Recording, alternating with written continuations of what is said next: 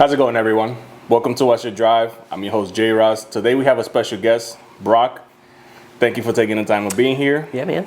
And, thanks for inviting me. And have this conversation. Let's give you a round of applause.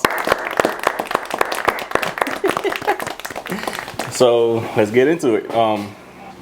You want to introduce yourself? My name's Broc. I don't know. I do stuff with cars occasionally. I don't know. I just enjoy having a good time and meeting people and whatever. I'm a technician. I don't do anything. I don't know. I work on cars. I'm boring, but you know that. He's not that boring. He does a lot of fun stuff. So we're gonna get to know him, and you guys hopefully will have a good time hearing his story. So, What got you into cars? I hate this phrase. Long story short, I kind of grew up around cars. My dad and grandfather had a car lot, and he had a body shop, and they were always fixing stuff and working on stuff. So, I was always around cars as a kid. So, like, it just never went away. So, it kind of just trickled down from there until you became a teenager? It just got worse and worse.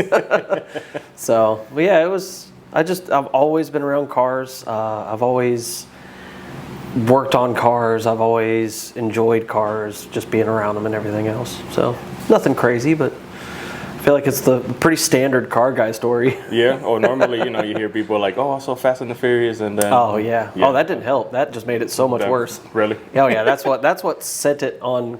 Because I think when the first one came out, I was 16. So I was just starting to drive as the first one came out. So it was, it just downward spiral from there. Damn, that's pretty cool. So you say you were a technician. Did being into cars let you to want to learn how to work on cars more? Or how did that go about? Me learning how to work on cars came about more from I had a really crappy job that didn't pay a lot of money. And I couldn't afford to have people fix my stuff, so I had to learn how to do it myself before YouTube. I know, I was gonna say, because like you didn't have YouTube back then, no, so it was just a lot of trial and error. Yeah, it was back and forths on forums. Getting flamed by guys for asking a simple question like, how much oil does my car take, or what size bolt takes off my brake caliper, and it was just. Searching through pages of forums, hoping to find that one guy that did it before you. Yeah, because we touched base on that on the last podcast I did. That you used to go on the forum and you'd be like, oh, damn, this happened to my car. And I was driving in Wyoming. There's somebody who'd be like, oh, my family lives in Wyoming. And then you're like, what does that have to do with the post? Yeah. Or you ask a question, you're like, blanket statement, how do I change the oil on my car? And the first comment's usually, use the search bar. Like, it's always some guy that was just really angry. Google it. Google it. That's freaking funny. That's so funny. Did have your parents always supported you to be into cars, or? Financially, not so much. I guess technically you'd say like my mom bought my first car, which just happened to be a 240. Was it really? Yeah, my first 3 cars were 240s. Oh shit! But at the time they were cheap, like cheap. My first one was a 90. I think it was a 93. It was a coupe car. It had, I think it was like 90,000 miles when I got it. It was absolutely pristine, and I want to say we gave like $3,000 for it back then. And it was little lady one owner car, completely, just clean, stock, nice. No crack dash. No crack. Yeah, no, that wasn't even a term until, oh God, not for my first couple of cars. That's pretty neat. I can't believe that the car prices now have like gone. And you would think there would have been more then, because when you get up to 40, they're from the 90s. You got your car probably early 2000s, so it's only been like a couple years old. It would have been like 2000 and I think I got it in 03 was when I got my first one, so it wasn't even 10 years old, or it was barely 10 years old then. So it should have been a lot higher than what they are now. I guess drifting has really put a huge tax on vehicles, on certain vehicles. Drift tax is real. Yeah, that's very impressive. What got you into drifting? Because I know you love drifting. You drive now. I see you go to the track a lot. So yeah. What got that started? So I'm gonna date myself with this. Super Street Magazine started covering drifting events and issues, and I would see it, and I was like, man, this is so cool. At the time, my favorite car and driver was Ken Nomura, and he had the silver at the start. It was a silver ER34 Skyline, and I loved everything about that car. And fast forward a little later on, using things like Napster and Kazaa and all the other the pirate programs to download videos, like LimeWire. Yeah, starting to download the Drift Bible, the Keiichi Tsuchiya, and then just random like option videos and best motoring and stuff. I didn't know any Japanese at the time, but like I just knew it was cool cars on a screen, and that was like the only way you could really see drifting at that time. Yeah, because I guess YouTube still wasn't a big thing, so it was hard to find videos online. Yeah, I don't even know if YouTube was a thing then. I wonder when YouTube actually like kicked off and got started, because I feel like it was early, like 2009ish was when it started picking up, and then it just somewhere went through like the 15 roof. years ago or so. Yeah, so Which I wonder if the early YouTube, it was like, I don't know, people would just post like music videos, kind of like cat like videos. MySpace. Yeah, it was cat videos. It was like funniest, what is it, family funniest videos or whatever. Oh yeah, what was that America's show? Funniest Home Videos. Yes, so I felt like it was something like that. You just go there to watch some funny videos. Still one of the best ska songs ever. Intro to that show, by the way. Really? Look it up. What sacrifices have you made in order to support like your hobby of drifting? Well, I'm really good at wearing shoes until I physically can't wear them anymore. I don't want to sound conceited or sound like I'm gloating, but fortunately I haven't really had to sacrifice as much. It's just been doing what I can when I can. Still trying to, like, make sure the bills are paid, taking care of everything else, still got to have like date night money, fancy dinner money, stuff like that. But it's more or less just kind of like planning it out and saving and not just going ham at every opportunity. So just like not throwing all your money into the car. Yeah, which I did years ago. Like if there was an event that I really wanted to go to when I was like first starting, which would have been, I think the first time I really did any kind of drift event would have been 2009, 2010, somewhere in there. But I was a broke kid, so like I was buying used tires from tire shops, like the $5, $10 tires, and just going out there and just doing what I could with what I had. So how many laps can you get out of like a set of tires? Oh, that's kind of a loaded question. It depends on your tires. Lots of factors. Your alignment changes, your tire wear, power changes tire wear, tires can affect your tire wear. I've had like different brands? Yeah. I've had a lot of luck lately running the Accelera. I guess it's the PHI, the PHI. Kendo? No, Accelera. Oh, so that's the actual name of it? Yeah, they're awesome seat time tires. I've been getting probably 10 laps or so out of them. That's a lot for drifting. Yeah, oh yeah. The big thing is I carry a little pump sprayer with me full of water. So you cool them down. So after I do a lap or so, I spray them down and kind of try to heat cycle them. That helps a lot. But usually, like just a regular, just fun event, I'll probably go through 4 to 6 tires. Oh, that's not bad though. It's not the end of the world, but is that, you said 4 events, so that's like a 2-day weekend or just like a 1-day event? I haven't done any multi-day events in the vet yet, but like the 240 would get, I'd probably use 4 tires in 2 days. Low powered isn't. Oh yeah, I was gonna ask, is it like the power level? Oh yeah. So what kind of car are you like driving now? Because you say you were always into 240s, and now you mentioned the vet. I remember the 350Z. So still got that too. So what are you currently driving now? What modifications have you done to it? So yes, I actually still have 3 240s. No sell, only keep. So unfortunately, 2 of my 240s are SR powered cars, and typical SR fashion, 2 of them don't run. One decided to skip timing and drop 2 valves. The other one has rod knock. So one is probably, unfortunately, going to get sold just because with everything else, I just don't have the time to really devote to fixing it. But current chassis is a C5 Corvette. My favorite year. Yeah, Every flip chassis. up lights. Flip Yes. up. It's got, yeah. If it didn't have, C6s are good. I like C6s, but flip up lights, yeah. king. It's also like an American RX-7, so. Yeah. I've always been a 240 guy. When I got my Z, as much as I hate the way a VQ sounds, the Z is a fantastic drift platform, especially for somebody starting out. They're cheaper than a 240. Right. You get enough power out the box. Like, they don't take much to set up to go have fun.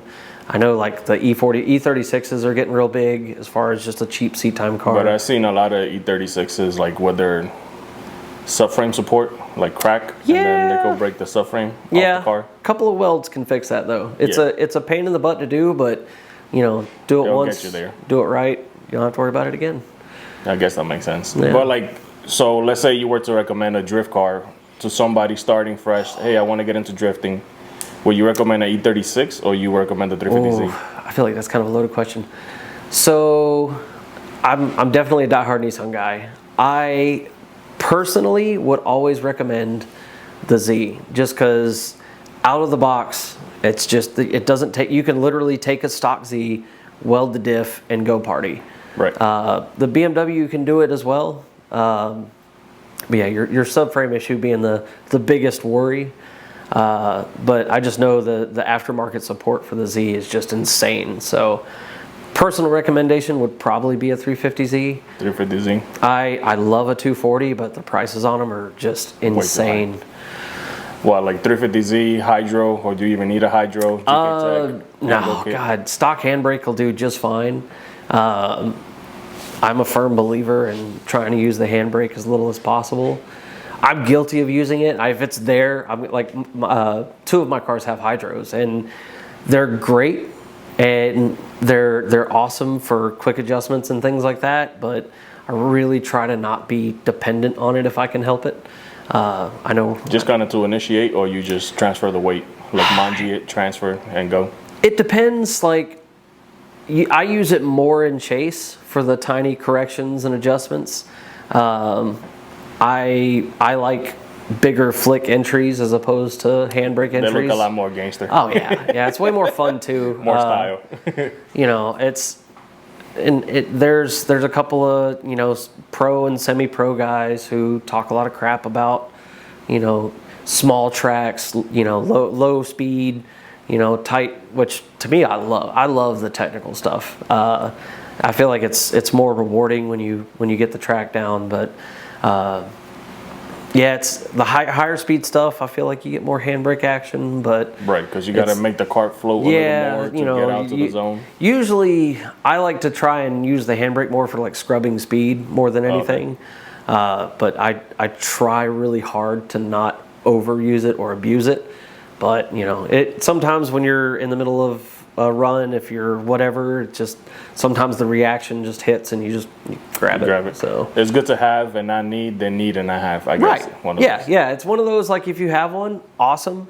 It's not something you need. My Blue 240 was stock handbrake car. Did you have to put like one of those? What are they called? A little button that doesn't lock the e-brake when you put it up? Yeah, those are, I mean, you can get them for like $5 or $6 on Amazon. And no way, really? Yeah, oh yeah. All it does is it keeps the button pressed so you don't have to like hold the... I always wondered how they work, and I was like, why the hell, like, how does the button work? Like, you have to like pull it out? Yeah, so if you set the e-brake, you just pop it out and it locks it in place. Okay, gotcha. It's so you don't lock it in place when you're in the middle of a skid. Yeah, because I'm pretty sure you'll probably break an axle if you were to like pop the clutch, the e-brake gets stuck, and the e-brake is still up. Wouldn't it break the clutch or something? Well, from the shock? I mean, don't know. I've never actually done not the clutch, the axle or drive shaft maybe. I feel like if anything, you're gonna really mess up your brake pads because on a 240. Well, other cars will vary, but you're most likely you're just gonna kind of slide to a stop and probably stall out. Gotcha. So, well, that makes a lot of sense. Unless you're in like a 1,000 horsepower car, you might shred something, but.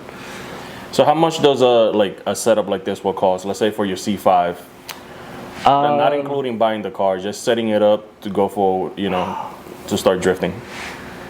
So, just to start, really, I would just say either if you can afford an aftermarket LSD, go for it. If you got a buddy with a welder, weld it up. If you street drive it, welded's probably not the best way to go because you'll eat up tires on street driving. But if it's a drift car, I guess that's not really a huge concern. Yeah, that makes sense. Maybe, usually I would say like safety first. Maybe like a harness, maybe one racing seat, definitely a good helmet. And then after that, I would probably start suspension wise, because that way you can dial in your grip and alignment and all that stuff as you progress. But I think the best mod you can do for drifting is just seat time. Like Seat time. drive, seat time, seat time, seat time, seat time. So Drive. like, don't try to build the pro car, pro M No. car, or Yeah, cut your teeth on a low power car and just slowly build up from there. So what keep you inspired in the car scene, being with everything that's going on, with like takeovers and then a lot of, well, here where we live, like, the biggest cars and coffee around, like the Carolinas, like got canceled, and some of the other ones are being shut down due to everything going on. Yeah, man, my opinions on takeovers and that whole culture definitely not PG-13. This is not a PG-13 channel, so you're good. You could say it if you want. Fuck takeovers. Literally ruin it for everybody. So growing up, we didn't have a lot of tracks that supported drifting. So like we would get probably, 5-10 people, and we go find a warehouse in the middle of nowhere in the middle of the night, and we would do a couple of skids and then dip. So I can't say that we've never done anything like that, but we also weren't gathering 100 plus people in places. Shut down the intersection. Yeah, so it's one of those, like, have fun with your cars, but like be smart about it. Don't I don't know. I think it's all for clout and attention. So everybody wants their 15 seconds of fame for doing a half-ass burnout in a middle of the road in an automatic car. So, Paying high-ass interest rates. Oh, yeah. If they can actually drive, they'd go to tracks. But they can't, right. So they just... So what do you think about how, like, I see now, I don't know if it was a Cars and Coffee in Atlanta or something like that, or an event that they did over there, that they're hosting pits for people to actually come do the slinging, I guess is what it's called. What is your opinion on that? A legal pit, I guess is what it's called. I still think it's dumb, personally, but it's keeping that stuff off of the street, and I guess you could say giving them a place to enjoy their cars. That being said, I still think the whole takeover thing, swinging, whatever, is kind of goofy, but I've watched a couple of kids that, local kids that started out going to that stuff, wind up at a drift day, and now that's all they ever want to do is go drifting. And so it's like, I hate to say it, but it's kind of a gateway drug, but yeah, it does annoy me whenever people post up takeover videos and they tag, are like, oh, drifting this, and I'm like, that's not drifting. It's a whole different game when it comes to controlling your car. Yeah, they named spinning out and losing control. And I think they call it a rollback or something. It's like, so when you can't do a full donut, you spin out and then you just roll back. Let the car roll back. Yeah, that's the coolest thing. Silly. Yeah, I guess. That's freaking stupid. Yeah, different strokes, different folks, man. Yeah. What's your favorite memory about being a car enthusiast and being into cars? Man, this is gonna sound stupid and cheesy. Growing up, riding bikes with your friends, whatever, there was always that one dude in the neighborhood that had a really cool car. Mm-hmm. And always remembering the dude with the cool car in the neighborhood, and then slowly, I guess you could say, becoming the old dude with the cool car. But no, it's like when I'd take the Z out, because that car's nuts. It's fully caged. It's got a kind of silly livery on it. Like, it's obnoxious. It's loud. Like, it's a purpose-built drift car. Like, and taking that to places and parking next to like Lamborghinis and watching kids get excited about the Z more than these supercars. Like, to me, that's the coolest part. That always is. It's very nice. It happens to me a lot too. When they were like, "Oh my God, the Mickey Thompson's such a big guy in the back." Oh yeah. So that's the thing is like we were those kids at one point. So it's like it's cool to watch it come full circle. That is pretty neat. So what do you? What's your car meet 101? Like car etiquette when you go to a car meet? Don't be a dick. Can you like elaborate on it? Like coming in with a little rev here and there. That's cool. The whole two-stepping, shooting flames in the middle of a parking lot. You know, that's. I feel like it's a time and a place kind of thing. And if it's supposed to be like, you know, a chill, just everybody hanging out, just, you know, act like you have at least 6 brain cells. At least. At least. Everybody's chill. Please don't come. Yeah. Like, or just like do it once. Cool. Shut it off, bro. Yeah. It's like when dudes come in and they're trying to do burnouts in the middle of the parking lot, bouncing it off the rev limiter, shooting flames, anti-lag, all that stuff. Like, to me, that's just someone showing that they got 2 brain cells fighting over 3rd place. Like, right. It's one of those, you know, we all want to show our cars off and we want to, you know, draw attention, but like, it's a time and a place thing. Because that's, it with the, especially back to the takeover thing, with that whole culture, it blurs the line because people don't see us as, oh, these are the cool, calm car guys. They just see a bunch of cars gather and they're like, oh, it's probably a takeover. So just hosting meets now is ridiculous. It's very, very hard. Yeah. So I know you have your own like Arden, which is this flag right here. Yeah, that's me. So it's like for old school Japanese cars. So you mentioned it's hard to host car meets. How hard has it been for you to find a location where people are not like super over the top? Because I'm sure once they Google like, oh, what are car meets like, the first shit that pops up is a takeover, and they're like, well, damn. Even though I know this guy and I know he's a nice guy, this could happen in my location. So how hard has it been for you to get a location? So the first 2 years, because we do, you know, we would do one event a year, just one big, you know, one grand huzzah type deal. We used one location for, I think it was 2 years. Yeah. The first 2 years of the event. They were nice. Oh, real nice. Yeah, the location was fantastic. We had a couple of takeover kids try to come to the event.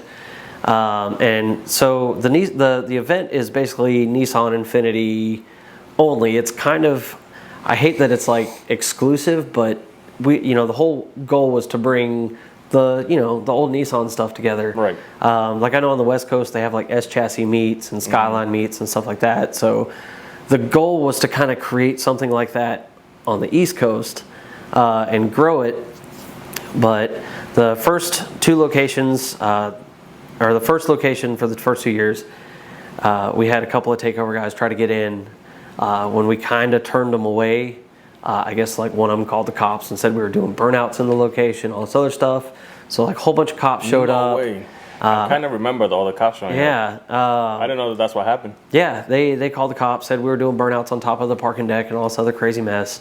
The cops got there. They were actually very surprised that like everybody was just hanging out. We had permission from the places, like everything was legit. But we also found out later that part of the reason we can't use that location anymore is because at some point a moving truck hit one of the pylons. So the building was actually deemed structurally unsafe. Oh, so shit. We technically weren't supposed to be up there the second year. Wow, didn't know that. Last year we had, I think it was up in it was Brewster's up in Cornelius. Yeah, that one's pretty cool. Cool location. The building, everybody there was super on board with it. They loved the idea. Event went over great. Brewster's was excited. They had a huge sales day in a point of year where they didn't really have a lot. And their ice creams are. Yeah, they have good ice cream.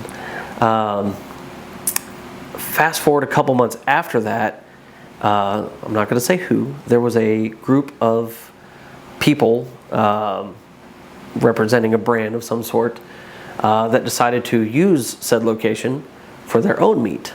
Oh. Without asking. I think, if I'm not mistaken, I caught wind that they asked the day of. Event got shut down, people revving, doing pulls in front of the buildings and all that stuff. And when I reached out about doing the Arden event this year, because of last year, cops showed up, everything else, they were like, yeah, we're just going to stay away from that. So ultimately, the takeover thing has kind of ruined what was a really cool spot. Yeah. So, and you had some really nice cars show up. Yeah, last year we had a lot of really cool stuff show up. A lot of stuff that I didn't even know was around here. I think we had like 2 or 3 R34s roll out. It was just really neat. Like, it's always a good time. Like, the vibe is always what.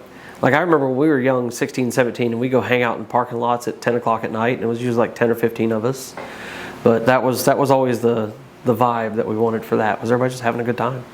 Yeah. So, do you think the car community is very like judgmental when it comes to people hosting car meets and just the car itself? unfortunately, yes. And I can't say that I've never looked at a car and went, ugh, or, you know, like, oh God, what's that guy doing? We all do it. Car meets, I feel like, have gotten to a weird point where nobody's really, I don't want to say nobody, most people aren't building cars because they want to build them. They're just slapping parts and stuff at things because some is the next cool thing. Yeah, some influencer or YouTuber was like, yeah, buy this. This is the best thing ever. And then, you know, these dudes show up to things and there is, and unfortunately it's kind of happening to drifting too. There's a lot of like toxicness that's just flooding into these things where it's, the social media is just, you know, everybody's like me, and it's part of the reason I don't social media as much, because like I just try to enjoy the events when I'm there, which sucks because I would like to share things, but part of me is like, if you want to know what it's like, you should have been there. Yeah, you should have showed up. Yeah, so you know, have yet to go to a drift event and ride in a drift car. Well, I guess we're gonna have to cut this short. There's one happening right now.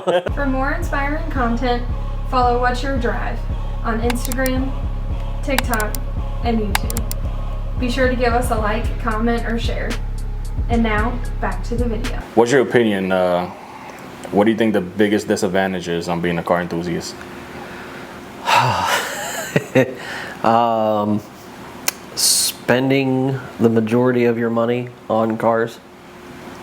And, it's kind of like a drug addiction. You think people spend too much money on their cars for what they're getting out of it? Yes and no. I have opinions on that. Give me one. Give me an example. People spending obscene amounts of money on a particular brand of wheel or anything just because, again, some influencer YouTuber was like, this is the best product on the planet, this is all we ever use. And when newer car people get into it that don't really know or haven't been around it, just go, well, clearly that's what I need. So sometimes people spend a bunch of money on, I hate to say it, shit parts because someone told them it was good. So yeah, some people do spend too much money on things that they shouldn't. You think that the influencers are more of a marketing kind of thing versus like, because I'm sure there's a lot of guys that, yeah, they do drive, but certain guys that do, you know, social media and YouTube and stuff like that, they build the cars, but you never see the cars out ever. Yeah, there is a divide of like content creators that are literally building cars because it's what they like doing, and then you have a bunch of them, primarily Instagram people, that are just building these crazy show cars, kind of half-assed, I hate to say it, just so that they can go to a car show and get a trophy or post reels and stuff like that. Like, I've seen posts where people build these insane cars and they don't win a trophy at some show, and then they completely dismantle the car and sell it because they didn't win a trophy. And I'm like, if you buy and build what you want, then that, I mean, God, stupid, but like that's the trophy in itself, is having the car that you want. Right. So your advice is to somebody that's getting into cars, just build the car for you, pretty much. Yeah, like I will never knock somebody for buying cheap parts because, like, you know, they can't afford it, they have a lot going on in their life where they can't throw a bunch of money at a car. But if you're buying things that you like and it's all you can do or it's all you can afford or whatever, if you're doing it because it's what you want to do and you love doing it, then you're not going to waste any money. But if you go out and you spend a whole bunch of money on crap, and you do it just so that you can blow up on Instagram or win a trophy at a car show, then you're in it for all of the wrong reasons. That was one of my questions to ask you. Like, what's your opinion on people that are trying to be Instagram famous? Oh, man. So in a way, I feel like we're all kind of trying to do that. Right. Like, nothing excites a car guy more than posting a picture of your car and watching it just blow up, where people are like, yo, that's sick, or oh man, I love your car. Or there's always the one guy that's like, oh yeah, it's crap. But, you know, they drive like, it's funny too, because there's always someone that drives like the most clapped out car that talks the most trash. Yeah. So, long story short, I talk a lot of trash. I mean, I've seen that a lot, even with people that don't even have a car. They're like, oh, those wheels, you don't need that in your car. You know, those suck. Or the purists, like if you take prime example, old guys hate my Corvette. Why? It's caged, it has a giant hydro, usually it's on mismatched wheels, and I beat the ever-loving snot out of it. They just want to... Old guys, Corvettes belong in museums and all this other stuff. Oh my God. I'm just like, my philosophy is just drive your fucking car. Like, enjoy your car. Yeah. That's the same way I am. When people ask me, they're like, you don't have a daily? The F word. It's okay. Sorry, kids.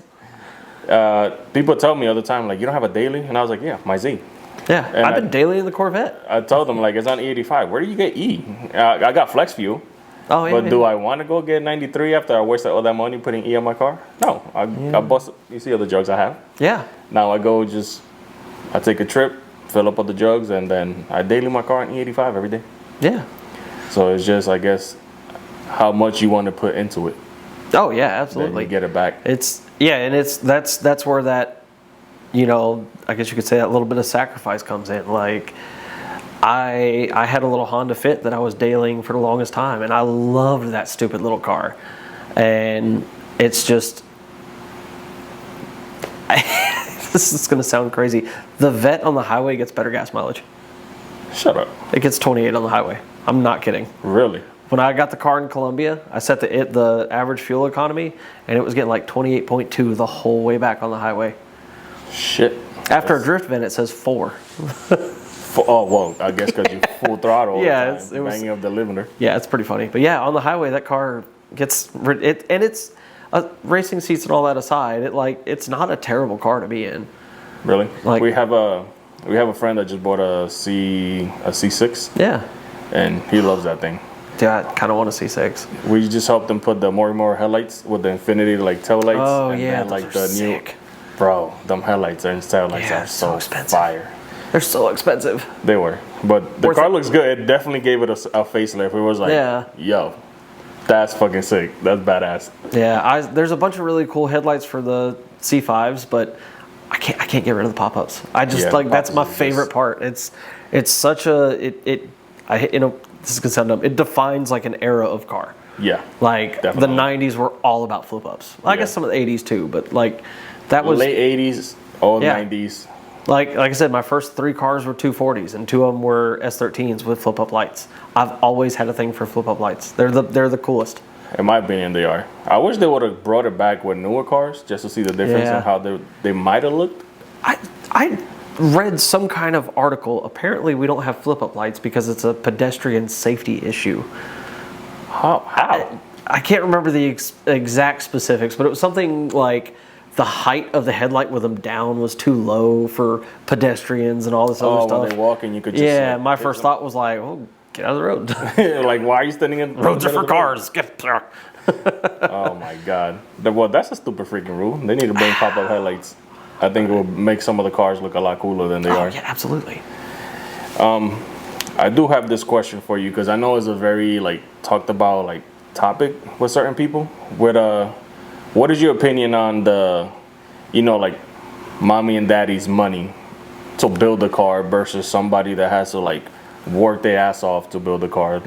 Like, what do you have to say about that? And do you consider the people that use their parents' money to build a car less of a car enthusiast than those that have to work hard? I'm going to say no, but there's going to be an asterisk on that. If you're building your car for you, regardless of where the funds come from, if you're doing it because it's what you love doing, then do it. But if you built a car, or you got all your money through a trust fund or an inheritance, or your mom buys you whatever you want, and you tell people that you paid for this or you're self-made, all like the number of trust fund kids that talk about being self-made, that's where I'm like, nah. But if you're humble about it and you're still in the scene because you want to be, but not because you have this just insane pile of money that you need to do something with, and you're just using it to fill a void, But if you're building what you want to build and your heart's in it, then I don't see an issue with it. But I will say in motorsports, it's kind of annoying when you, like, especially when I first started out, and I was literally going, paycheck to paycheck just to buy a pair of tires to go drifting. And right. It was, because your average drift event is about $100 and something to sign up and register. You get a lot of guys that come from some sort of money who come into it, especially grassroots level, with these just monstrous cars. And it does, because I've been the guy to like literally street drive my car to an event, and a couple of little steel wheels with some tires is all I had, and then watch a dude roll up on a race trailer, and like it's just like you kind of get a little discouraged. But I've learned over the years that money doesn't buy talent. Yeah, that's a good way to put it. Yeah, I've seen a lot of people that buy or build these crazy cars, and then you take them to the track, and you're like, yeah, what the fuck was that? that all goes back to with drifting and any kind of motorsport, like grow with your car. Don't come out of the gate with a pro car. Like just get in it, enjoy it. Like if you build such a high level car, just know everybody that you're gonna go, let's say grassroots, they're not gonna have that car. Yeah. So like you're gonna be with a car that you can't drive where everybody will enjoy it just because you have such a high level car. Yeah.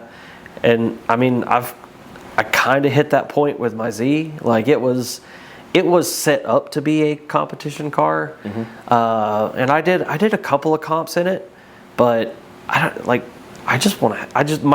fun is just driving with my friends. Like the comp stuff, I get in my own head too much. Like I overthink and I mess myself. I psych myself out in a comp environment. So like, really? If I'm just out there partying and having fun, like you drive the best you've ever driven. You get into a comp and then you like. Oh no, I'm still a terrible driver, but like I have more fun. Like I'm never gonna say that I'm good at drifting or I'm a great driver. Like I have fun, and to me that's all I care about. That's a good way to put it. So what do you think about, let's say you take your car to a shop and they do some bad work, exposing them on social media versus giving them a chance, or vice versa? Ooh, so this is a very diplomatic approach to this. If it was kind of like a stupid thing, like you say you got your oil changed and they didn't tighten a filter, I feel like the first step should be trying to resolve it with said shop. But if it's 100% clearly something they goofed on, which I know there's been a bunch of shops that have went under because they basically built cars and they've blown up. I remember, what was it, Motion Lab? That's the guy that had that was the one that burned down. Yeah. But it's like I feel like if you've exhausted every resource trying to, fix the issue with the shop, and they basically just give you the middle finger, oh yeah, put them on blast. Put them on blast. But I think that everybody you should at least give them a chance. But at least have that conversation first before you. Right. Don't. Yeah. No, I feel like too many people immediately, especially with small businesses, man. Like McDonald's will mess up your order 100 times in a month, and you keep going back. Right. But one small business does one little thing, and you just instantly burn that bridge. So it's people gotta understand, like, we're humans. Yeah. We make you have a good day, you have a bad day, just like they do. So Yeah. think about if they're having a bad day and they gotta fix your shit, yeah. and they're not in the right headspace. They forget to tighten something. They fuck some shit up, and then you're like, nah, fuck them. Let's put them on blast. Yeah. Let's make sure that they lose all their business. Now, I have seen instances where people may or may not have done things slightly intentionally because said customer was A douche. a douche and a half. You know, justice comes in different forms. Karma's a bitch. Oh, yeah. So now we're gonna play a little game, Oh, boy. and I'm gonna ask you 2 questions. You're gonna have 3 seconds to answer one or the other. You just gotta pick one or the other, and then you could give your opinion if you want in between.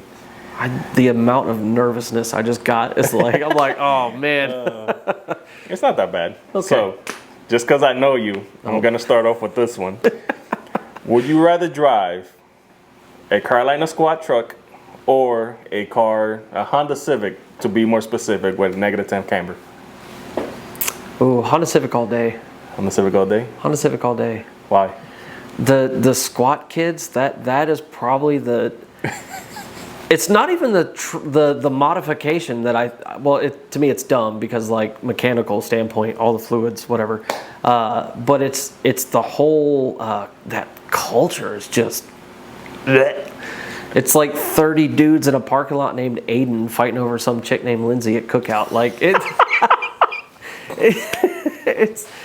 It's Oh my God. the modification part doesn't bother me. It's the culture of those kids. Shit. That walk around looking like alpacas wearing, trucker hats, like And the boots up to their knees. Yo, dude, jeans, it's white the t-shirt. worst. Yeah, at least at least the Honda kids like Some type of style. As bad as it is. Yeah, no, it's funny. the whole culture behind squatted trucks is probably it's definitely in that area of like takeovers. Just throw it away, like etch a sketch, shake it up, start over. Let's just erase that and start from scratch. Oh, that's freaking funny. So, you prefer rep wheels or real wheels? Yes. Yes. Oh man. So I love this argument to watch people get so bent out of shape over it. My opinion is if you're on, like, several of my cars are on rep wheels. Like, all my drift cars are on can size. I would rather break a $150, $200 wheel than destroy a $1,000 wheel. Right. So for the drift cars, for stuff that gets beat on, I don't mind, because if I'm out driving, I'm not trying to impress anybody. I don't care what people think about what wheels I'm on. My biggest complaint with the reps versus reels argument is when people either hype up a brand or jump on a brand of, I'm just going to use this example because I don't care for them. ESR. Everybody buys ESR. They talk about how it's not a rep wheel. It's a replica design, but the word rep is usually an indication of lesser quality, whatever. But don't buy a set of odd Hans and act like you're balling. Like, It's the same thing. yeah, just accept what it is and just move on. Like, I rock the can size. They come in good specs. Like, I don't mind the styles of their wheels. I think they look They good. got some pretty good styles. Yeah, and all the people I've dealt with at Kansai are awesome. Like, they're super nice. My S14, my Zinke is on Graham lights. My Koki. Sorry, people get mad about that now. Koki and Koki. It's Koki. Koki. According to a YouTuber, it's Koki. Which is fine. Koki, doesn't matter. Same difference. That car's on TEs. So it's like, I have both. And it's just one of those, it depends on what my needs are. My thought process is, if I'm going to break a wheel, I would rather not break an expensive one. But recently, at the last round of Formula Drift, Adam LZ got into a wreck, hit the wall really hard. If you look it up, it's terrible. It's one of the worst crashes in FD, actually. But the wheel, because it didn't break, it broke a lot. It just like the chassis is toast. So in a small way, I mean, if you hit something, the weakest point is what breaks. Right. And if the wheel is not the weakest point, it's going to break everything in between. So control arm. There's a thought that if he had not been on TEs, that it might not have been as bad. So it's all preference. I'm not going to say one's better. Quality wise, yes, one is better than the other, but for the purpose of being used. Yeah, most people go at it at a status point. Most people want to be like, oh, I'm on TEs. Oh, look at me. Like, that's great. Like, cool, bro. Yeah, cool story. Yeah.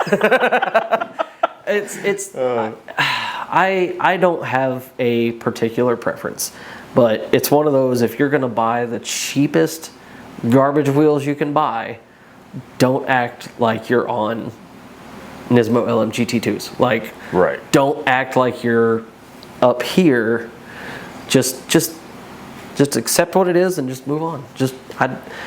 I know it's a loaded question, but like, it's a good debate to have. Like, yeah, I wanted to hear because I know what kind of person you are. Yeah, that you own both and you drive your cars. Yeah. So I just wanted.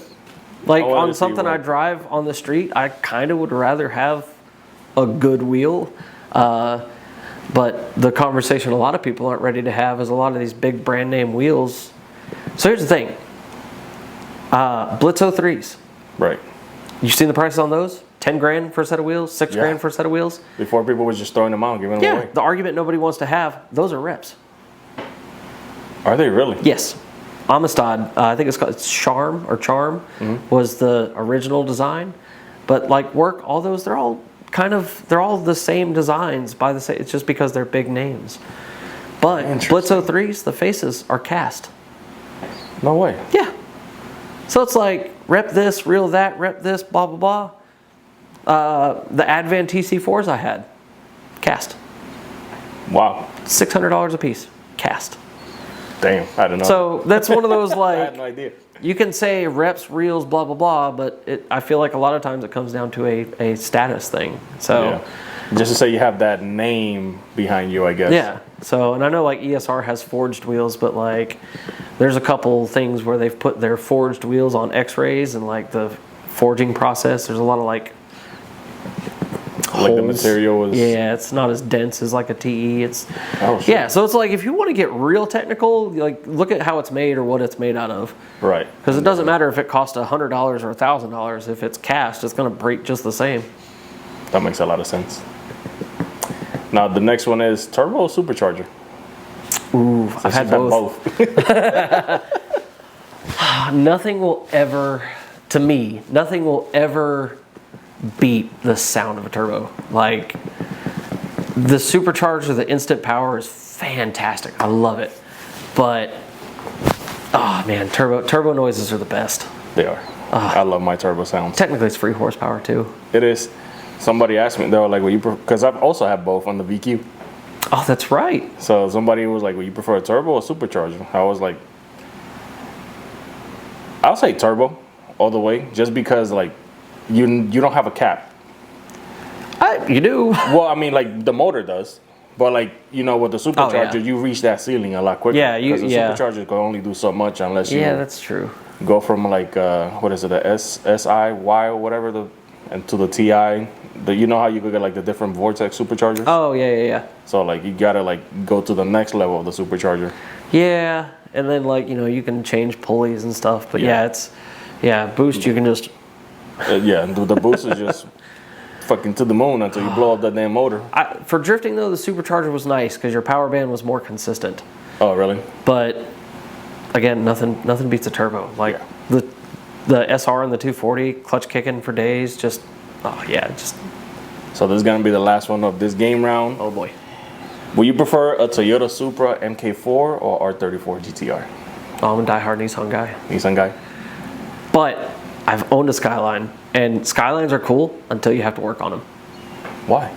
Oh, they kind of suck. Really? Yeah, it's that 90s era of Nissans, like, just need to over-engineer everything. They have like 1,000 hoses going everywhere. Yeah, a lot of things are in places that they shouldn't be, or they're just in the way, or...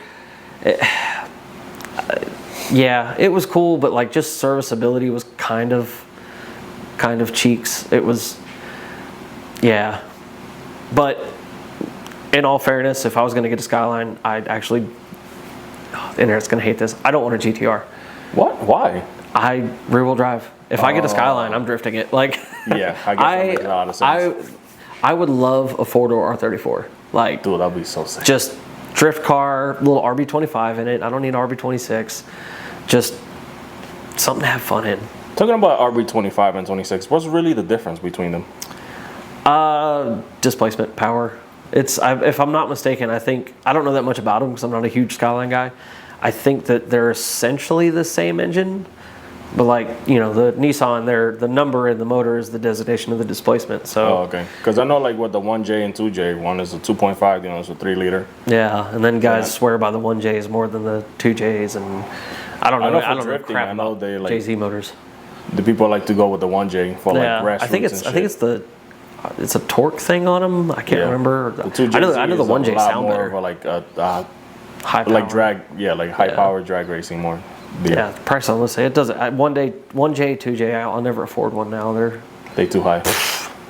I remember before you used to be able to import like the front clip of the Aristo. Yeah. And get the whole front end cheap. Years ago, I say years ago, probably like 2003, 4, you used to be able to get an entire front clip of like an S13 or an S14, SR, trans, harness, everything, shipped for like $2,500.